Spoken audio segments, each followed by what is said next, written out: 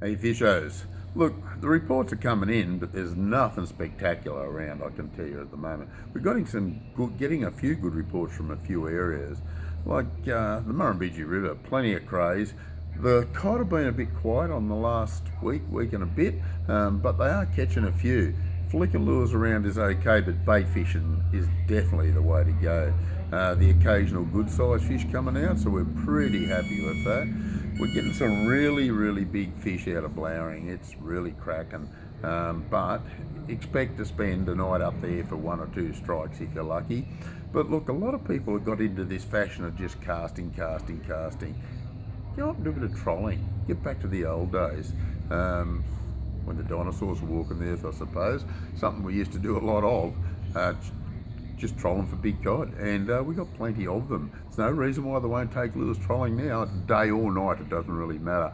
You just got to work your areas, pick the right spots, pick the right lure, and it's not a major issue. So I think you'll find you'll get some great results.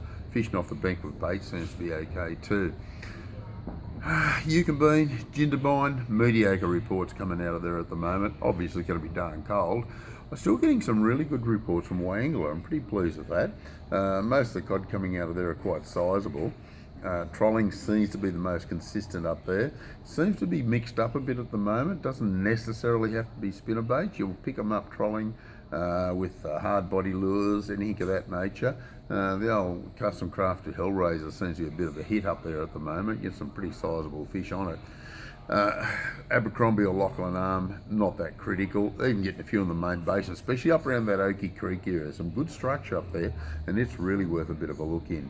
Down around the Dam Wall area, another one worth looking at. A few yellows getting caught down there, but up in the arms seem to be better options anyway. Getting some pretty darn good fish, basically out of Burrinjuck, but look, one here, one there, not numbers. So look, I don't know, it really hasn't fired this year, so we're really disappointed in it, to be honest with you.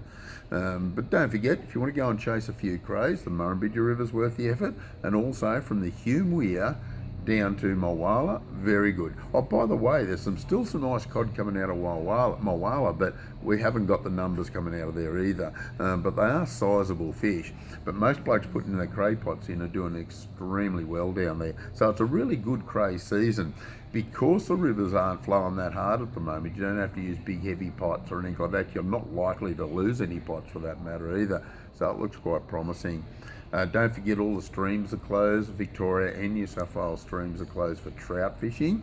And so please don't go and do the wrong thing. And the same for your Murray crays. When you come in to get a few pots or whatever, even if you just wander in, pick up a cray measure and the rules and regulation guides. A lot of people are sort of misunderstanding what's going on. I would assume they're misunderstanding.